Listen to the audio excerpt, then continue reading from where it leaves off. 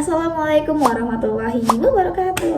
Halo teman-teman, perkenalkan nama saya Lia Aulia dengan NIM 23134183. Kalau kita dengar kata public speaking, biasanya yang kepikiran itu cuma satu.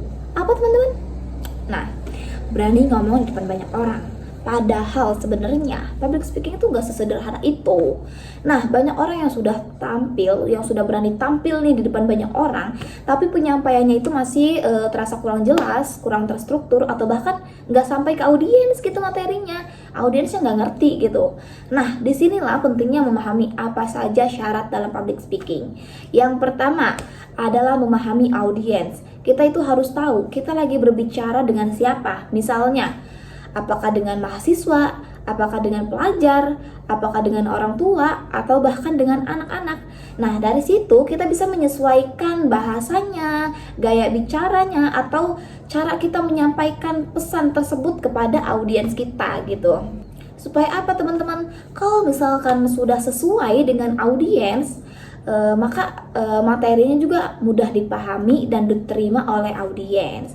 Karena kalau materi kita nggak sesuai dengan audiens, pesan yang kita sampaikan itu bisa jadi kurang efektif gitu. Nah, yang kedua adalah penguasaan materi. Ini tuh penting banget teman-teman. Kita tuh nggak cukup hanya membaca atau menghafal materi saja, tapi harus benar-benar paham sama isi materinya gitu. Dengan begitu kita bisa menjelaskan dengan lebih santai, nggak kaku, dan juga lebih siap kalau ada pertanyaan dari audiens. Nah teman-teman, gimana audiens mau mengerti sama materi kita kan? Sedangkan kitanya aja sebagai pemateri itu nggak paham sama isi materinya. Jangan harap audiens bisa paham gitu ya. Nah, selanjutnya teman-teman adalah kesiapan mental.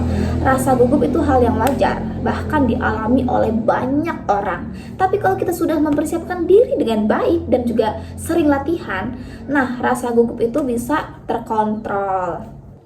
Selain itu, dalam public speaking juga perlu struktur yang jelas, mulai dari pembukaan, isi, sampai penutup. Pembukaan itu harus bisa menarik perhatian oleh audiens. Misalnya dengan pertanyaan atau contoh sederhana gitu.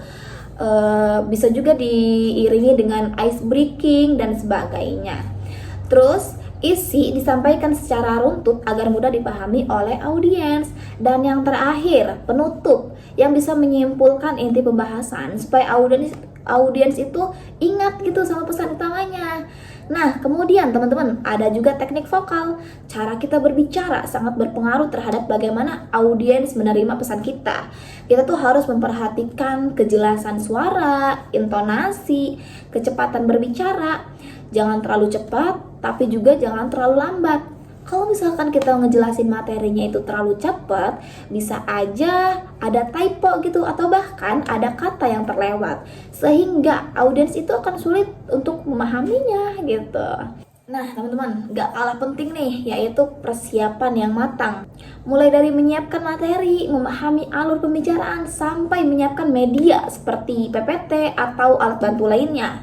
Lalu, latihan juga jadi kunci utama. Semakin sering kita latihan, semakin terbiasa kita berbicara di depan banyak orang, kita juga bisa melatih bahasa tubuh, seperti gestur, ekspresi wajah, dan juga kontak mata, agar terlihat lebih percaya diri dan juga menarik. Nah, selanjutnya, ada faktor-faktor yang mendukung keberhasilan public speaking. Di antaranya adalah penguasaan materi, kepercayaan diri, latihan yang konsisten, serta sikap yang baik seperti jujur dan juga menghargai audiens.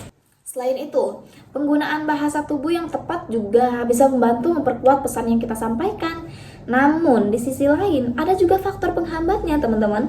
Misalnya rasa takut, cemas, dan juga kurang percaya diri. Selain itu, kurangnya latihan dan juga penguasaan materi juga bisa membuat kita kesulitan saat berbicara. Faktor lain seperti tekanan, kritik dari orang lain, atau bahkan kehilangan fokus juga bisa mempengaruhi penampilan kita saat berbicara di depan banyak orang gitu. Bahkan ada juga yang kesulitan menyampaikan ide karena kurang terbiasa menyusun kalimat dengan baik. Jadi, bisa kita pahami bahwa public speaking itu adalah keterampilan yang perlu proses. Nggak bisa langsung bagus dalam satu kali coba gitu. Kesimpulannya, untuk menjadi pembicara yang baik, kita itu perlu memahami audiens, menguasai materi, mempersiapkan diri dengan baik, serta terus berlatih. Selain itu, kita juga harus mampu mengelola rasa gugup kita dan juga percaya diri pada kemampuan diri sendiri. Karena pada akhirnya yang membuat seseorang berkembang itu bukan karena dia langsung hebat, tapi karena dia tuh mau terus belajar dan mencoba.